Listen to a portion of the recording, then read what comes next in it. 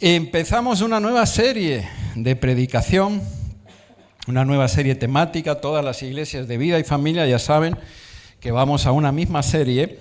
Y en esta ocasión es una serie que hemos llamado Cartas con Poder, Verdades Eternas para la iglesia de hoy.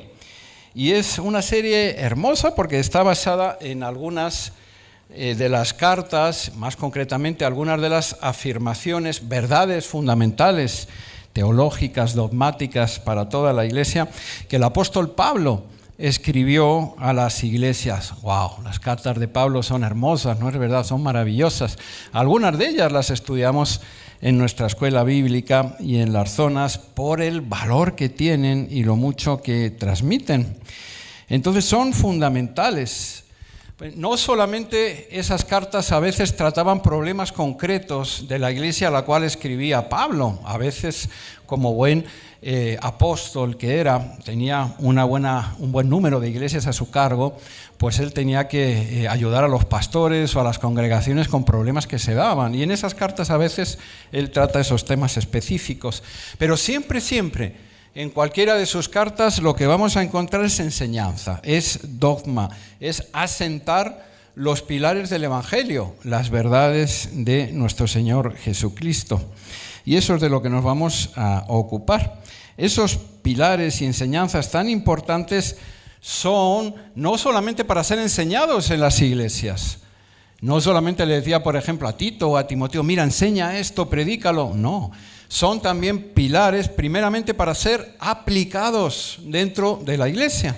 También hablaremos de eso en esta serie, porque a veces vemos el Evangelio como mucho para los demás, como que yo ya me lo supiera todo y ya lo hubiera hecho todo y más bien esto tengo que predicárselo a los demás, tengo que llevárselo. Claro, hay un llamado de parte de Dios a predicar y a llevar el Evangelio, pero primeramente nunca nos olvidemos, debe comenzar por uno mismo.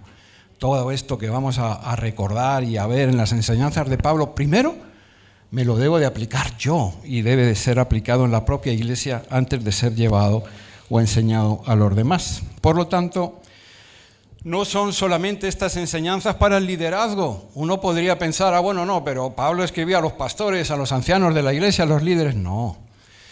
Estas enseñanzas son para toda la congregación, para todo cristiano, para todo miembro del pueblo de Dios y de la iglesia. Y el tema con el que empezamos esta serie, pues no es un tema baladí ni poco importante, todo lo contrario. Comenzamos esta serie con un tema que hemos llamado Salvos por gracia para buenas obras. Y esto es una enseñanza fundamental, hermanos. Esto es la base de nuestro cristianismo. Es la salvación como un regalo de Dios. De eso nos va a hablar Pablo en esta mañana y lo va a hacer a través de la carta que escribió a los Efesios, a la iglesia que estaba en la ciudad de Éfeso. Así que te invito a que abras la Biblia, vamos a leerla y luego a entrar en detalle. Efesios capítulo 2, versículos del 1 al 10. Efesios 2, del 1 al 10. Seguro que nuestros hermanos que son muy hábiles ya tienen, ya tienen ahí el mensaje también en la pantalla. Yo voy a leerles la Nueva Versión Internacional, creo que es la que saldrá ahí, sí, es la que está puesta ahí, pero la que tengas en tu Biblia es válida. Dice así, Efesios 2 del 1 al 10. En otro tiempo ustedes estaban muertos en sus transgresiones y pecados, en los cuales andaban conforme a los poderes de este mundo. Se conducían según el que gobierna las tinieblas, según el espíritu que ahora ejerce su poder en los que viven en la desobediencia. En ese tiempo también todos nosotros vivíamos como ellos, impulsados por nuestros deseos pecaminosos, siguiendo nuestra propia voluntad y nuestros propósitos. Como los demás, éramos por naturaleza objeto de la ira de Dios. Versículo 4. Pero Dios, que es rico en misericordia, por su gran amor por nosotros, nos dio vida con Cristo, aun cuando estábamos muertos en pecados. Por gracia ustedes han sido salvados. Y en unión con Cristo Jesús, Dios nos resucitó y nos hizo sentar con Él en las regiones celestiales para mostrar en los tiempos venideros la incomparable riqueza de su gracia que por su bondad derramó sobre nosotros en Cristo Jesús. Versículo 8, muy importante. Porque por gracia ustedes han sido salvados mediante la fe. Esto no procede de ustedes, sino que es regalo de Dios, no por obras, para que nadie se gloríe, para que nadie se jacte. Porque somos hechura de Dios, creados en Cristo Jesús para buenas obras, las cuales Dios dispuso de antemano a fin de que las pongamos en práctica. Vamos a orar. Padre, queremos honrarte, adorarte y alabarte, Señor. Toda esta reunión es para ti, es en tu nombre, Señor. Te damos las gracias por poder reunirnos aquí como pueblo tuyo. Y, Señor, te damos especiales gracias por poder, Señor, predicar, estudiar, escuchar, atesorar tu palabra. Padre, es nuestra oración, como ahora adorábamos en esa bella alabanza, que podamos postrarnos hoy y humillarnos delante de ti, para que, Señor, tu palabra sea aquí predicada y corra con total poder y libertad en tu Espíritu Santo, Señor. Es nuestra oración, Padre eterno, poder verte a través de este mensaje, poder entenderte, poder escucharte. Señor, en definitiva, Padre Santo, háblanos, ministranos, exhórtanos, confróntanos, que se haga tu voluntad hoy aquí, Señor, y que tu Espíritu Santo, Señor, obre con poder sobre tu pueblo y sobre los invitados que tal vez hoy, Señor, están oyendo o están viendo. Gracias, Padre eterno, en el nombre de Cristo Jesús. Amén. Amén. Muy bien. Vaya tema hermoso y precioso, la salvación como un regalo de Dios. Ahora bien, antes de ir directo a este tema, el apóstol Pablo comienza en los primeros versículos del 1 al 3 recordándonos algo muy importante, algo que hemos o que nos hace común a todos nosotros, todos los que estamos aquí, todos. Tenemos un antes de Cristo me refiero, y un después. Si has aceptado al Señor como tu Señor, tu Salvador, eso se ha producido en tu vida como se ha producido en la mía, un antes y un después. Y el apóstol comienza, porque si no nos entiende del todo bien la gracia de Dios, que es el tema que ocupa y que el apóstol quiere decirle a la iglesia que tiene que ser, cómo no, si es trascendente, tiene que ser predicado, tiene que ser enseñado, tiene que ser interiorizado por la propia iglesia. Y para entenderlo bien, el apóstol primero se va hacia atrás. Y en esos primeros versículos que hemos leído, dice cosas fuertes. Dice, en otro tiempo, antes, ustedes estaban muertos espiritualmente hablando, en sus transgresiones y pecados. Dice además, en los cuales andaban ustedes, se deleitaban, caminaban, vivían en ellos, conforme a los poderes de este mundo, dice él. ¿Quién es el príncipe de este mundo, según la palabra? No es Dios, no es verdad. Es Satanás, así dice la palabra. Él es el príncipe de este mundo. Y Pablo nos está diciendo que en otro tiempo nosotros campeábamos tranquilamente, deleitándonos en los valores, preocupaciones y enseñanzas de este mundo, dando rienda suelta a todo eso.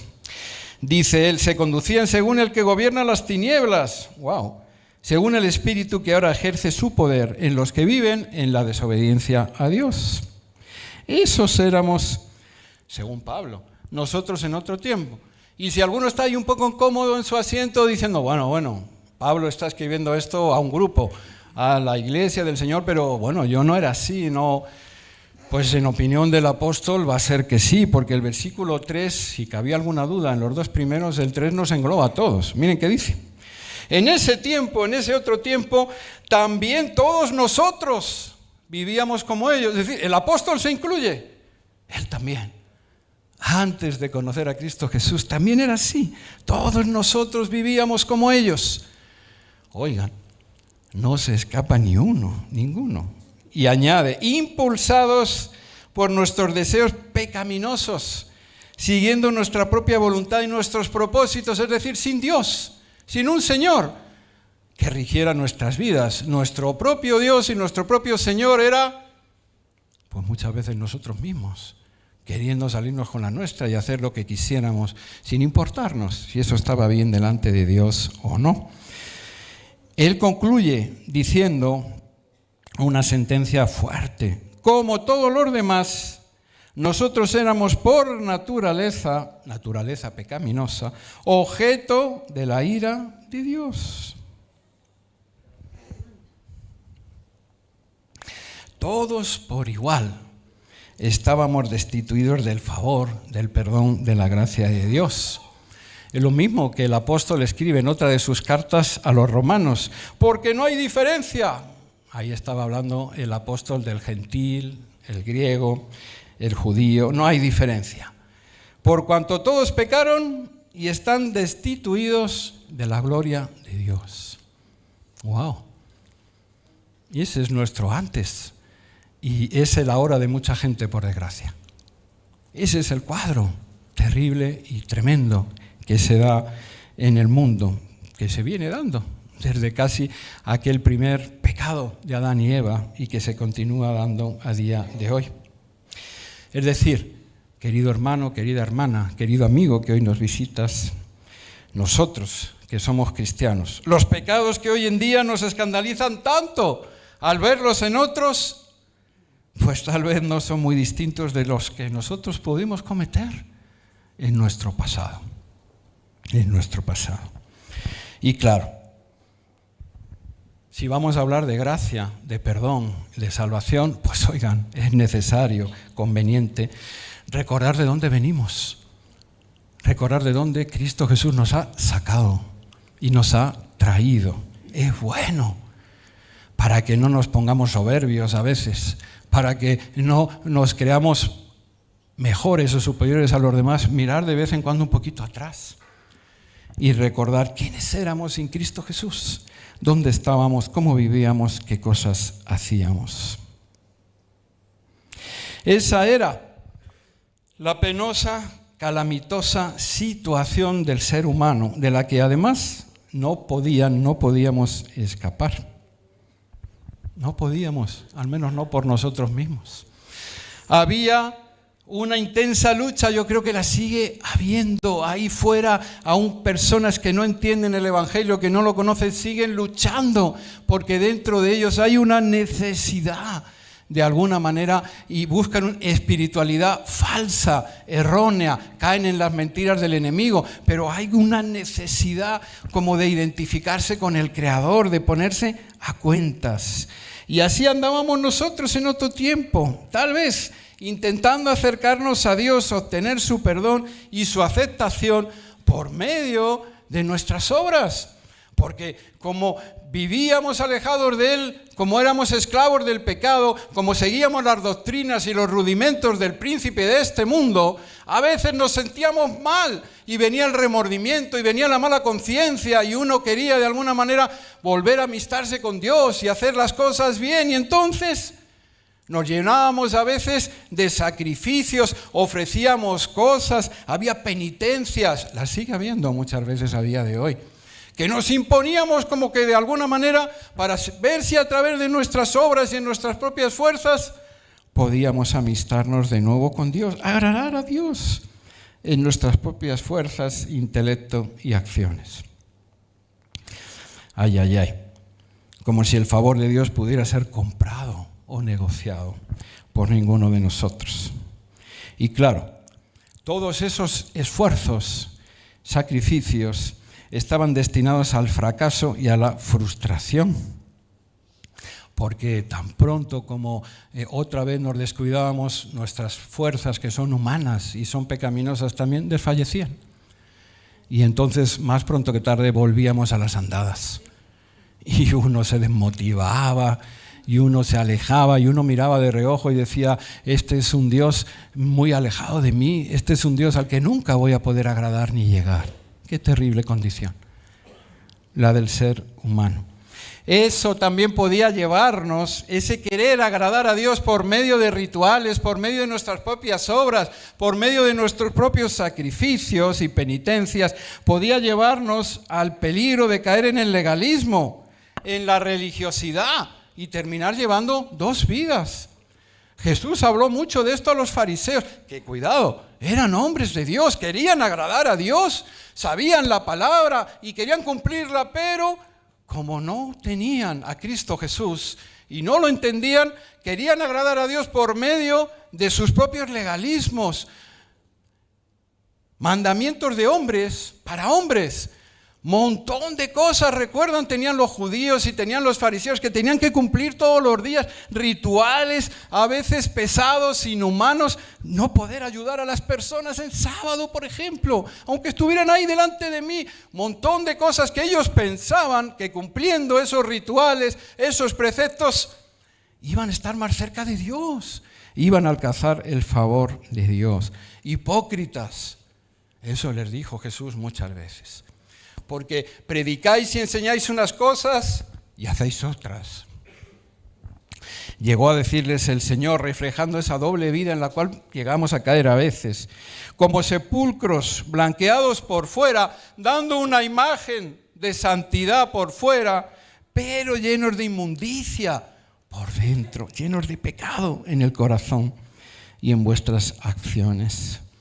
Esa era la condición del ser humano. Esa era. Pablo, nuestro buen Pablo, por algo le hemos escogido para estudiarle en esta serie. Oigan, definió como pocos, fue humilde, sincero, honesto esta lucha, la lucha interior del ser humano. También se la escribió otra iglesia, Romanos 7. Hay un grupo, por cierto, que está estudiando Romanos con el pastor John y conmigo en esa escuela bíblica. Qué bendición. Romanos 7. Escuchen, del 18 al 24 es Pablo, nuestro buen Pablo, que tuvo un antes también, ¿recuerdan? Y que está hablando de su propia lucha. Escuchen bien. Yo sé que en mí, es decir, en mi naturaleza pecaminosa, nada bueno habita. Aunque deseo hacer lo bueno, no soy capaz de hacerlo. De hecho, no hago el bien que quiero, sino el mal que no quiero. Y si hago lo que no quiero, ya no soy yo quien lo hace, sino el pecado que habita en mí. Así que descubro esta ley, que cuando quiero hacer el bien, me acompaña el mal. Porque en lo íntimo de mi ser me deleito en la ley de Dios. Pero me doy cuenta de que en los miembros de mi cuerpo hay otra ley, que es la ley del pecado. Mira qué frase de Pablo. Esta ley lucha contra la ley de mi mente y me tiene cautivo. Soy un pobre miserable. ¿Quién me librará de este cuerpo mortal? ¡Wow! La triste condición del ser humano aún queriendo agradar a Dios sin la gracia y sin Cristo Jesús. Es esa. Afanados por querer agradarle, pero constantemente tropezando en la misma piedra y cayendo en lo mismo. ¿Quién me librará? Y llegados a ese punto, madre mía, para tirarnos de los pelos, ¿no? Entonces, ¿qué hacemos? ¿Cuál es la solución? Si somos cautivos, presos, esclavos del pecado, si por nosotros mismos nada o poco podemos hacer para librarnos, para acercarnos a Dios y huir de nuestros propios pecados, ¿qué hacemos? Y la respuesta la tiene el propio apóstol en la enseñanza que le sigue dando a Gálatas. Si nos quedáramos aquí, nos iríamos todos a casa y con razón, muy tristes y desesperanzados. Pero, hay un pero. El apóstol, versículo 4, dice, pero, tranquilos, no se preocupen. Dice el apóstol, Dios que es rico en misericordia, por su gran amor por nosotros, ve, escuchando, misericordia, amor. Dios que es rico en misericordia por su gran amor por nosotros, nos dio vida con Cristo, aun cuando estábamos muertos en pecados. Por gracia, ustedes han sido salvados. Yo soplo. Gloria a Dios. Y avanza más el apóstol, dice, versículos 6, 7, y en unión con Cristo Jesús, Dios nos resucitó y nos hizo sentar con Él en las regiones celestiales para mostrar en los tiempos venideros otra vez la incomparable riqueza de su gracia, que por su bondad derramó sobre nosotros, ¿en quién? En Cristo Jesús, bendito sea el Señor. ¿Cómo no querer estar uno postrado a tus pies, como hemos cantado, a tus pies? Es decir, ay hermanos, ahora, hubo un antes, ahora tenemos una nueva situación, una nueva posición que no ha sido ganada por nosotros, sino que ha sido ganada ¿por quién? Cristo Jesús en la cruz del Calvario. Él la ganó. Pero no se la quedó, porque nos la ofrece a nosotros, ganada por Cristo y entregada a todos nosotros, los que queramos aceptarle como Señor y Salvador. ¿Cómo no va a escribir el apóstol Pablo de esto? Oigan, esto son las buenas nuevas. Esto es una grandísima noticia para toda la humanidad y para todo ser humano que vivía esclavo del pecado, que vivía ahí luchando, queriendo agradar, pero no pudiendo, frustrado, pensando que nunca llegaría al cielo. Es una grandísima noticia. Es el Evangelio de Cristo, las buenas nuevas, que debe ser comunicado y difundido a toda lengua y nación. Por eso se nos ha entregado a nosotros, a la iglesia. Es la palabra hecha real. Recuerdan, porque no envió Dios a su unigénito Hijo al mundo para condenar al mundo, sino que lo envió para salvarlo, Tenemos mucho que contar, tenemos mucho que decir a los demás, pero claro, lo dije antes, no vamos a poder llevar este testimonio, estas buenas nuevas, este plan de salvación tan hermoso, tan maravilloso a los demás, si primeramente yo no lo creo, si primeramente no lo atesoro yo para mí, porque entonces terminaremos siendo un poco como los fariseos, unos hipócritas, que decimos una cosa a los demás, pero nosotros hacemos una distinta. ¿A qué me refiero? Miren, a veces nuestras iglesias a día de hoy todavía tienen muchas personas que vienen, se congregan, que se definen a sí mismos como cristianos, que estudian incluso la palabra de Dios, pero que en lo más profundo de su corazón, cuando alguien les pregunta, oye, ¿tú vas a ir al cielo? ¿Tú te mereces el cielo y la vida eterna? En lo más profundo de su corazón lo dudan, no están seguros. Y tal vez no están seguros porque siguen pensando que no tienen méritos. Sus vidas no son tan perfectas ni tan adecuadas como para que puedan llegar al cielo por sí mismos. ¿Y saben qué? Pues que tienen razón. Ninguno de los que estamos aquí llegaremos al cielo por nuestras propias vidas o por nuestras propias obras. Si estamos en eso, no hemos entendido el Evangelio. No estamos entendiendo lo que está diciendo el apóstol aquí. La salvación es ¿por qué, hermanos? No por obras. La salvación ya la ha hecho el que la podía hacer, el único santo, santo, santo, que vivió entre nosotros, pero no tuvo pecado. Solo hay uno que pueda decir eso, porque solo hay un nombre dado a los hombres en el cual podamos ser, y ese se llama Cristo Jesús. Y ya lo hizo, a eso vino, a hacer lo que tú y yo no podíamos hacer. Se entregó en la cruz del Calvario y pagó por todos aquellos que ahora le quieran reconocer, aceptar su regalo, la gracia, reconocerle como Señor y Salvador. Esa salvación no es ganada por nosotros, hermanos. Gracias a Dios por eso. ¿Cómo íbamos a ganar nosotros algo así? No es ganada, es regalada por Cristo Jesús. Podéis poner la primera diapositiva.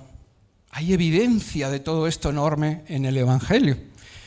Y podemos coger muchos de los milagros de Cristo Jesús. Yo escogí hace poco se predicó, de la sanación del paralítico de Betesda, del estanque de Betesda. Creo que tiene paralelismos de alguna manera con nuestra vida de antes. Porque este hombre era un hombre paralítico, 38 años, dice la palabra. 38 años esclavizado a su enfermedad.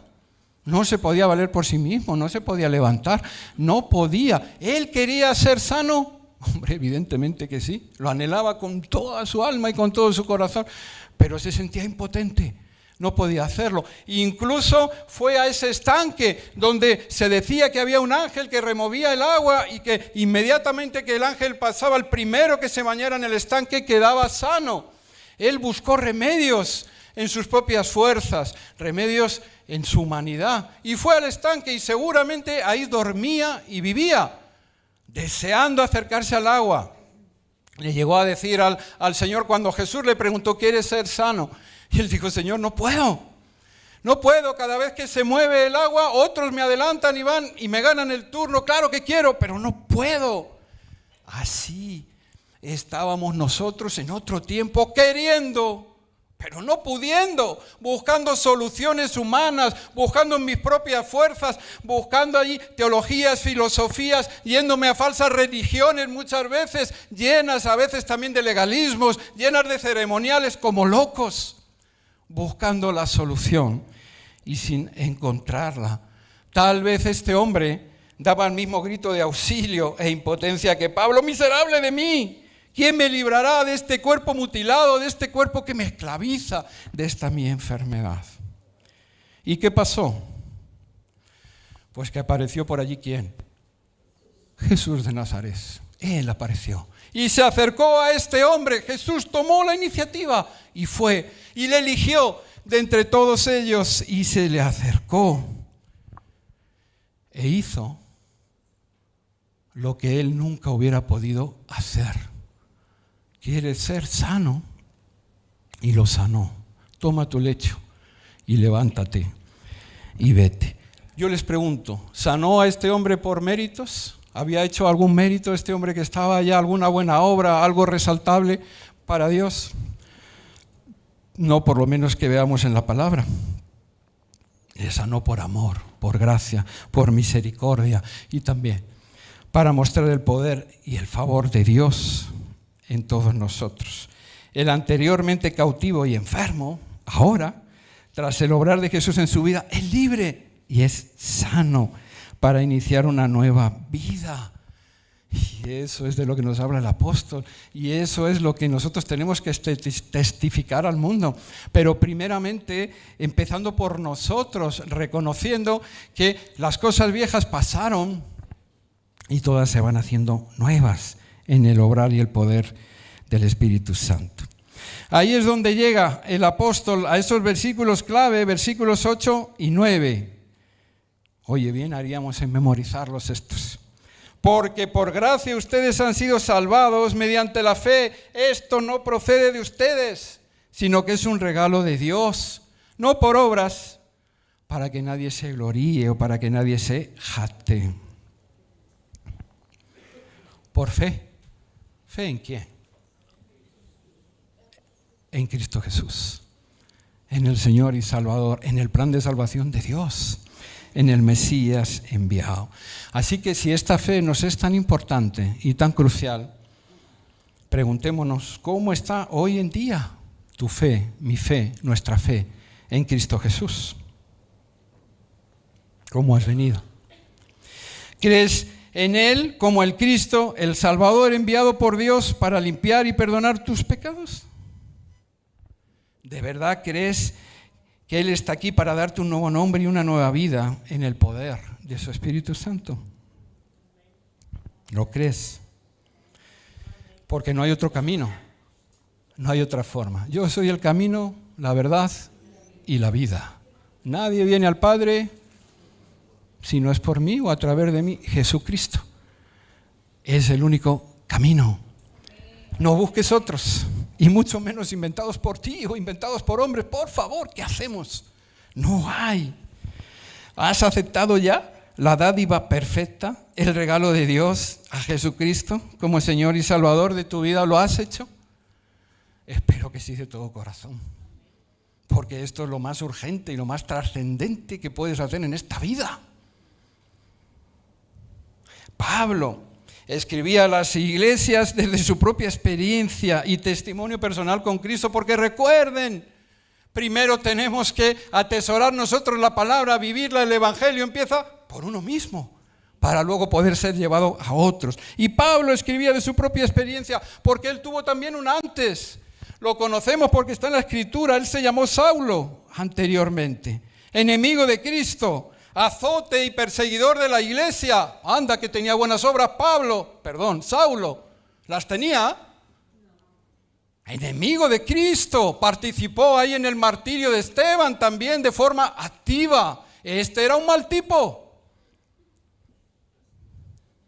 Pero después, ¿quién le conoce? Pablo, apóstol de los gentiles, servidor de Cristo, misionero y fundador de sus iglesias. Escritor de estas cartas preciosas que hoy estudiamos también aquí nosotros. Pero oiga, ¿qué ha pasado? ¿Qué o quién pudo obrar semejante cambio en la vida de este hombre, forma de pensar y actuar? ¿Pero qué ha pasado aquí? ¿Qué es esto? ¿Esto pudo hacerlo él en sus propias fuerzas? Imposible. Esto fue la gracia y la misericordia de Cristo Jesús. Su obrar sobrenatural sobre su vida, solamente su encuentro personal con Cristo, la aceptación de su señorío, la salvación y la gracia de Dios que nos ha sido dada por medio de Cristo pudo hacer esto.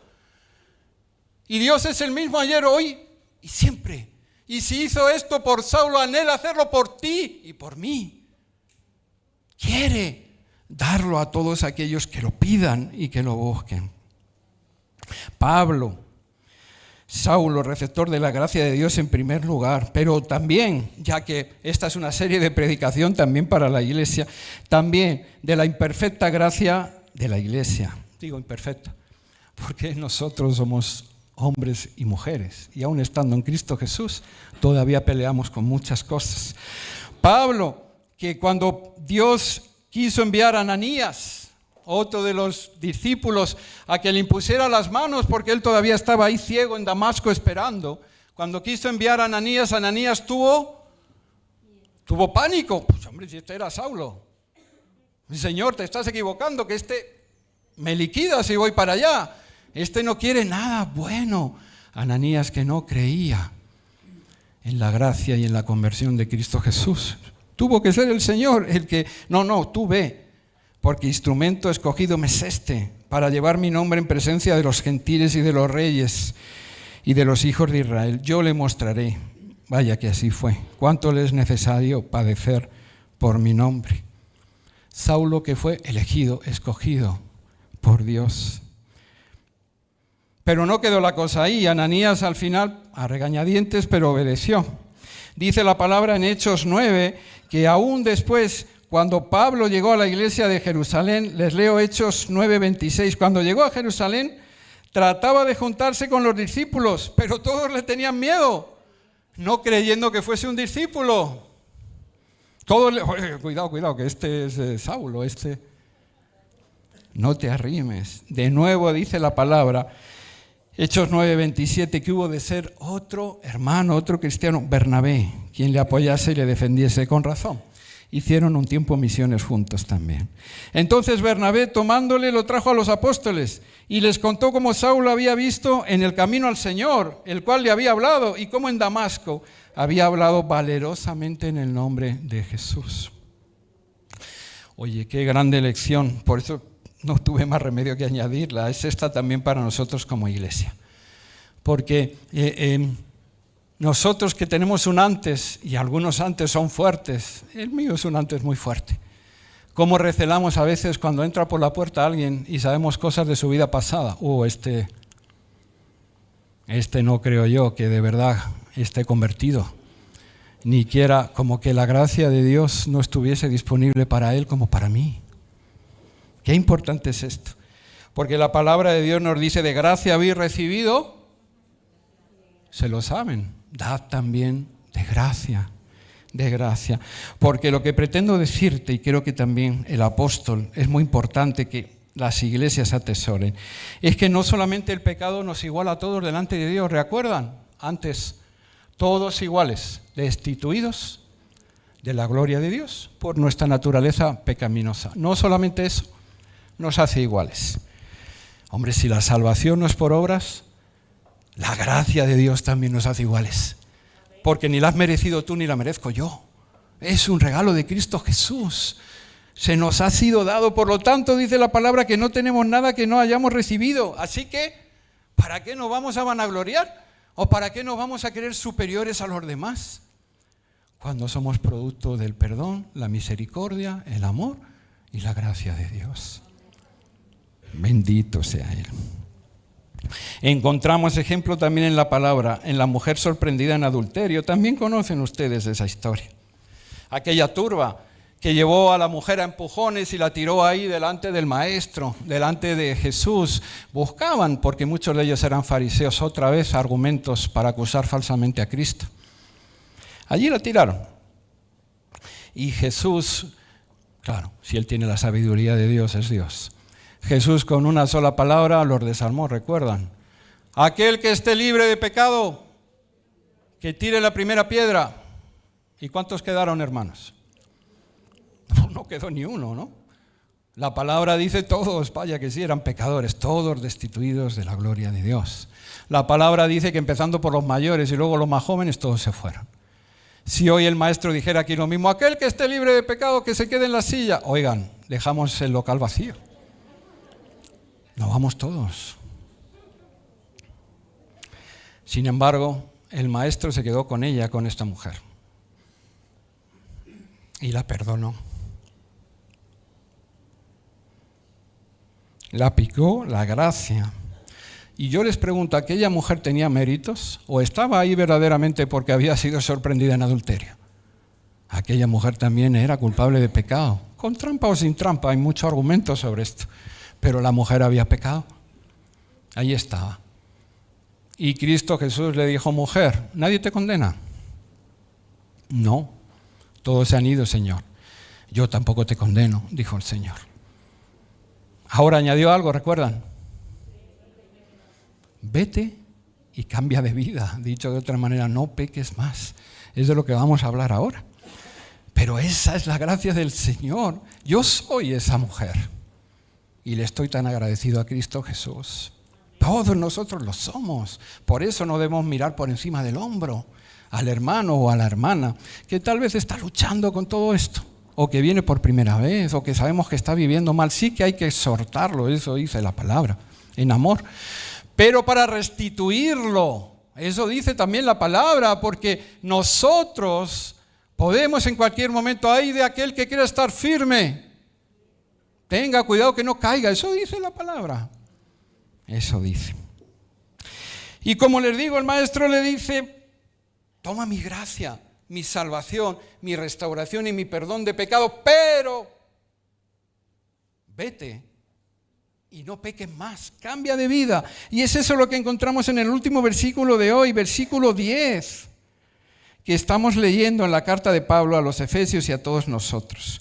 Dice, porque hay un porqué para esa gracia salvadora de Cristo Jesús. Hay un motivo, hay un porqué, hay algo más que sencillamente, vale, Señor, pues si tú lo has hecho todo por mí, pues se acabó. Me pongo a disfrutar de la vida, me pongo a hacer las cosas mal y sigo viviendo. No, hay un porqué. Dice la palabra en el versículo 10, porque somos hechura de Dios, creados en Cristo Jesús. Claro, hemos nacido de nuevo. Los niños lo hablaron, el nuevo nacimiento del Espíritu. Si hemos aceptado al Señor, somos nuevas criaturas. Eso dice la palabra. Pero dice aquí, creados en Cristo Jesús, ¿para qué? Ay, ay, ay. Que ahora sí aparece aquí un cambio de vida. Para buenas obras, las cuales incluso Dios dispuso de antemano, a fin de que su pueblo, su iglesia, las ponga en práctica. Es decir, queridos hermanos, las buenas obras no nos llevan a la gracia de Dios, pero sí al revés, es la gracia de Dios la que nos debe de llevar a las buenas obras y al cambio de vida, porque este amor y esta gracia inmerecidos de Dios hacia nosotros, ese sacrificio y entrega en nuestro lugar en la cruz del Calvario, debe ser reconocido, por favor, debe ser valorado, debe ser agradecido de parte de su iglesia, incentivando y provocando en nosotros el deseo, la voluntad de servir y obedecer a Jesús. A tus pies, ¿no hemos cantado eso? No hay lugar más alto que estar a tus pies. Tiene que nacer en nosotros esa gratitud, ese sentimiento de toda la gracia inmerecida que hemos recibido para seguirle, para cambiar de vida. ¿Y saben qué? Ahora ya no estamos solos. para esos cambios que antes me frustraban porque yo no los podía hacer. Pues resulta que si he aceptado la gracia de Dios y le he hecho a Él mi Señor, Él me va a dar su propia fuerza, su Espíritu Santo, para que yo ya no esté nunca más solo y para que sea ese Espíritu el que me ayude a seguirle y a ir cambiando de vida. Estando convencido de esto, es palabra también del apóstol, que aquel que empezó la buena obra en ustedes, la seguirá completando hasta el día en que nos encontremos con el Señor. Él nos va a ayudar a triunfar en las áreas de lucha interna que en otro tiempo nos vencían. Podéis poner la segunda diapositiva. Voy terminando, pero quiero mostrarles algunas cosas importantes. ¿Cuántos conocen o han oído hablar de este señor? Dietrich Bonhoeffer. Tiene un nombre difícil porque es alemán, o era alemán. Este señor fue un gran teólogo y escritor. Este libro, El costo del discipulado, te lo recomiendo. Es un libro maravilloso y precioso que se estudia en los seminarios, yo creo que en los de todo el mundo. Este señor fue cristiano y fue un mártir. Vivió en la época de la Alemania nazi. Él combatió eso.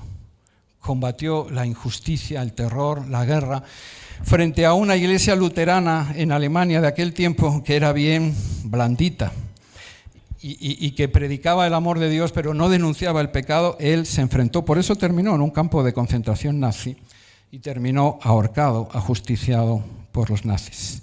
Él acuñó en ese libro un término que conocemos los que lo hemos estudiado como gracia barata.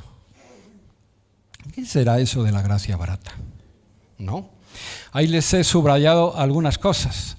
La gracia barata es el enemigo mortal de nuestras iglesias a día de hoy. Y este libro, El costo del discipulado, es una invitación a reflexionar sobre el llamado a la conversión, al discipulado comprometido y a nuestra disposición a asemejarnos cada día más a Cristo. La gracia barata es el recibir esa salvación y ese perdón de Cristo Jesús, pero no seguirle, no querer cambiar de vida, no ser verdaderamente discípulos ni comprometidos, sino sencillamente buscarle por interés. Hoy en día todos quieren gracia, perdón, sanidad, salvación, vaya que sí. Nuestras peticiones de oración de los viernes están llenas de eso. Y está bien, hermanos, hay que pedir por eso. No me interpreten mal. Todas nuestras peticiones de oración, un grupo de líderes oramos toda la semana también. Yo las reviso y le doy gracias a Dios porque en esta congregación hay mucha gente que ora y piden todas esas cosas. Sanidad, perdón, restauración, mi matrimonio, mis hijos, mis problemas, mis cosas. Y está bien, ya les digo, hay que orar por todo eso. Algunas veces, y me emociono, me encuentro alguna petición: Señor, quiero ser más santo para ti. Señor, quiero que me ayudes a apartarme de mis pecados. A veces me encuentro peticiones así. Y a eso es a lo que se refiere Bonhoeffer. Todos gracia, perdón, sanidad, salvación, pero son pocos los que quieren santidad, obediencia, cambio de vida, dedicación a Cristo Jesús, seguimiento. Esto pasa desde el principio. Los evangelios dicen que multitudes seguían a Cristo Jesús cuando sanaba a los enfermos, cuando les daba palabra de ánimo. Pero cuando Jesús empezó a endurecer su mensaje y empezó a hablar de la necesidad de santificarse, de cambiar de vida, de la necesidad de apartarse del pecado para seguirle a Él, dice la palabra que ¿qué pasó? Que muchos, dice la palabra, se dieron y dejaron de seguirle. Bonhoeffer nos habla de esto. Cuidado, hermanos, en la fe. Cuidado, iglesias del Señor, con la gracia barata. La gracia que incluso hacemos un pecado grande porque es como no poner en valor el terrible esfuerzo y sacrificio de nuestro Señor Jesucristo, la cruz del Calvario, todo lo que hubo de pasar. Como que eso no nos importara porque no le damos mérito con nuestro cambio de vida. Antes Saulo y ahora Pablo entendió muy bien ese llamado de Cristo a su vida. Por eso se entregó por completo. Dijo cosas tan impresionantes y lo demostró. Tenemos todo ese testimonio en el Evangelio. Ya no vivo yo. Cristo vive en mí. Y se veía en la vida de Pablo. Hechos 20:24 es Pablo hablándonos. De ninguna cosa hago caso, ni estimo preciosa mi vida para mí mismo, con tal que acabe mi carrera con gozo y el ministerio que recibí del Señor Jesús para dar testimonio del Evangelio, de la gracia de Dios. Gracia. Y una más, con esto termino. Hoy estoy con muchas ilustraciones, me perdono. ¿Una más podéis darle? Ay, yo ya soy antiguo. Miren, esta película del 98 tiene ya 27 años. Por eso a veces cuando me acerco a los jóvenes, qué bendición tenemos con tantos jóvenes en la iglesia. Me acerco a algún joven lleno de emoción y le digo, oye Michael, ¿has visto la película Salvar al Soldado Ryan? Y Michael me mira. Y claro, luego miro cuándo fue hecha y me doy cuenta de que es que ni había nacido. Tengo más bien que decirle esas cosas a Lucho o a algún contemporáneo mío. Me voy haciendo mayor, hermanos. Bueno, esta es una película bélica, no es una película cristiana, aunque creo yo que tiene enseñanza que podemos rescatar. Es una película cruda si la van a ver. Es recomendable, ganó un Oscar, es de Steven Spielberg, un buen director. Jóvenes, aunque no hayáis oído hablar mucho de él, es un buen director.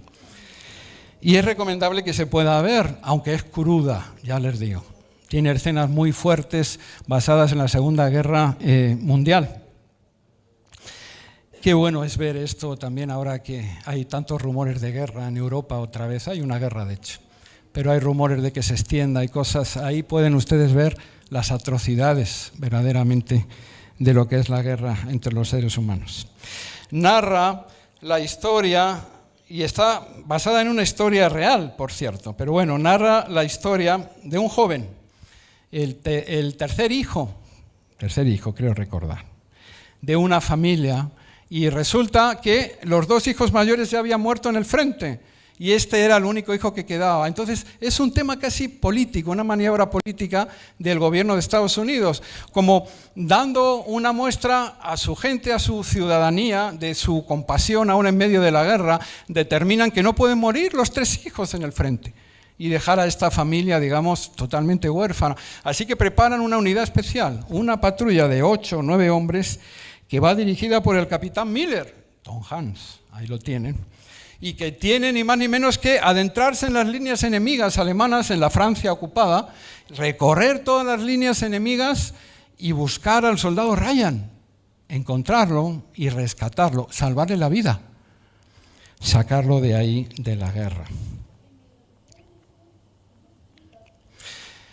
Pasan muchas cosas, ya les digo. Muchos de esa patrulla terminan muriendo. Algunos pierden la inocencia también porque el monstruo de la guerra roba tantas cosas. Algunos pierden su inocencia buscando y son poquitos los que quedan. Y casi ahí tienen casi la escena final. Quedan algunas cosas, pero el capitán Miller también es herido de muerte. Y está ahí cuando por fin lo habían encontrado a Ryan. Ya solamente quedaba sacarlo del frente y llevarlo a casa para completar la misión. Pues ahí, con sus últimas palabras, agonizando, el capitán Miller lo llama y le susurra ahí al oído, gánatelo, haz que haya valido la pena, merécelo. Esas son las palabras del capitán Miller, porque han entregado la vida ahí 7 u 8 personas. Él mismo ha entregado la vida por salvar a ese joven. Le han dado, por gracia y misericordia, porque este joven ni lo sabía, una nueva oportunidad. Lo han rescatado del infierno de la guerra. Y le han dado una nueva oportunidad para que viva una vida. Y este hombre le dice esa frase tan dura, merécelo. Lleva una vida que honre este sacrificio. Por eso lo escogí. Siempre que veo esta película me habla mucho del sacrificio del Señor. Honramos nosotros, cada uno de nosotros, como Iglesia de Cristo, el sacrificio, la entrega, el martirio en la cruz del Calvario, en nuestro lugar. Pone en nuestras vidas hoy día en valor la salvación de Cristo, testificando el alto coste de su gracia para con nosotros. O puede ser que estemos viviendo y mostrando una gracia barata, exenta de reconocimiento y de valor por nuestra parte. que cada uno se conteste en esta mañana. Termino. Hayden Wilson Tozer, otro gran teólogo cristiano, pastor, escritor. Miren qué frase: la vida cristiana comienza con gracia, debe continuar con gracia, debe terminar con gracia. Gracia maravillosa, gracia de Dios. ¿Saben cuál es el himno más famoso de todos los cristianos? Que se canta, es un himno imperecedero para todos los tiempos. Aquí cantamos pocos himnos, pero ¿cuál será? Amazing Grace, ¿no? Maravillosa gracia. Sublime gracia del Señor, que ¿a quién salvó? Que a un pecador salvó. Fui ciego yo, mas hoy puedo ver. Bendito sea nuestro Señor. Inclina tus ojos. Señor Dios Padre Todopoderoso, a ti, Padre Eterno, a ti, Señor, y solamente a ti te damos la gloria y la honra. ¿Qué podemos, Señor, añadir o qué se puede decir cuando tu amor nos conquista de esta manera, Señor? Cuando tu favor, cuando tu gracia, Señor, inmerecida nos ha sido entregada así, Señor. Padre, no hay palabras que puedan explicar ni reflejar, Señor, no entendemos el amor de Dios tan grande, tan extenso, tan ancho, tan profundo. Pero lo más importante, Señor, es que ni siquiera hay que entenderlo, sino disfrutarlo, Padre Santo. Hay que quererlo, hay que tomarlo. Señor, gracias por tu Hijo Jesucristo, por su entrega en la cruz del Calvario, Señor. Gracias por su sacrificio por todos nosotros. Gracias por tu perdón inmerecido. Pero, Señor, como ahora predicábamos, no queremos quedarnos solamente en eso, Señor. Queremos también convertirte a ti en nuestro Señor, en nuestro Rey, en nuestro soberano. Queremos, Padre Santo, Señor, que tú seas nuestro Maestro y nosotros tus discípulos. Queremos, Padre Santo, Señor, aprender a vivir la vida que tú quieres que vivamos. Para eso nos has salvado, Señor, no para dejarnos como estábamos, ni haciendo lo que hacíamos, Señor, sino para darnos una nueva vida, una vida plena, abundante, una vida así, Señor, no exenta de problemas, de dificultades, porque en este mundo, Señor, tú lo dijiste, encontraremos aflicción, ya que es un mundo caído y alejado de ti. Pero, Señor, podemos seguir tu palabra, Señor, que es como lámpara a nuestros pies, lumbrera a nuestro camino. Podemos, Señor, en medio de nuestras dificultades y de nuestros dolores, ver tu gloria, Señor. Podemos, Señor, ser bendecidos, ya lo hemos sido con Cristo Jesús. ¿Quién puede, Señor? Porque dice tu palabra que muchos son los llamados y pocos los escogidos, Señor. ¿Quién puede decir que tenemos morada eterna ya contigo? Que tú mismo, Señor, has sido delante de nosotros para guardarnos una morada. Hoy, Señor, nos atesoramos tu palabra y tu oración ahí al Padre en Juan. Padre, allí donde yo estoy, quiero que estos estén conmigo. Oh, Señor, ¿quién puede decir esas cosas sino nosotros? ¿Quién puede haberse ganado eso? Nadie, Padre eterno, Señor.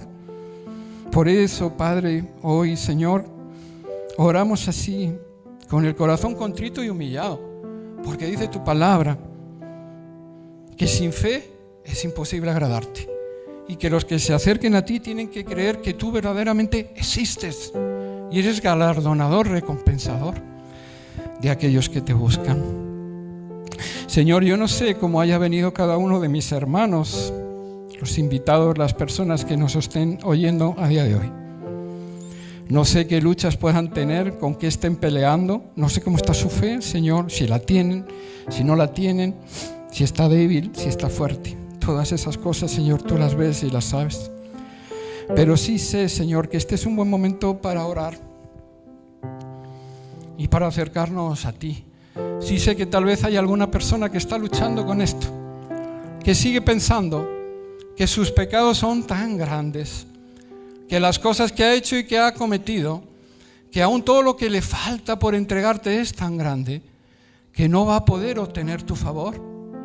Señor, en el nombre de Cristo Jesús, yo te ruego que quites ese pensamiento de la cabeza de estas personas, Señor.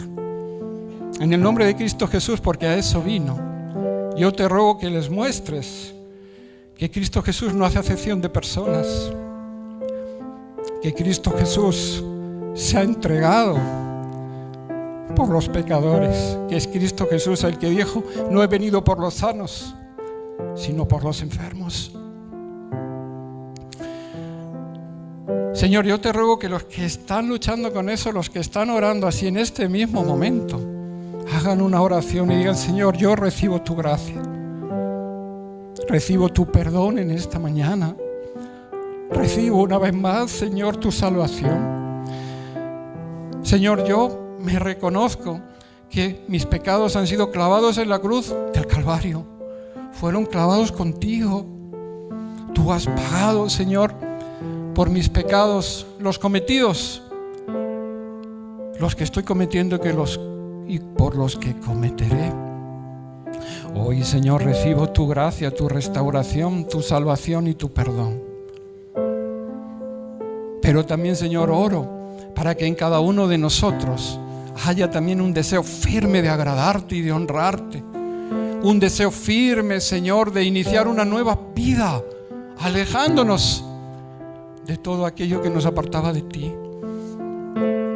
Así que, Señor, oramos también hoy reconociéndote como nuestro Señor, como nuestro Rey, como el consumador y autor de nuestra fe.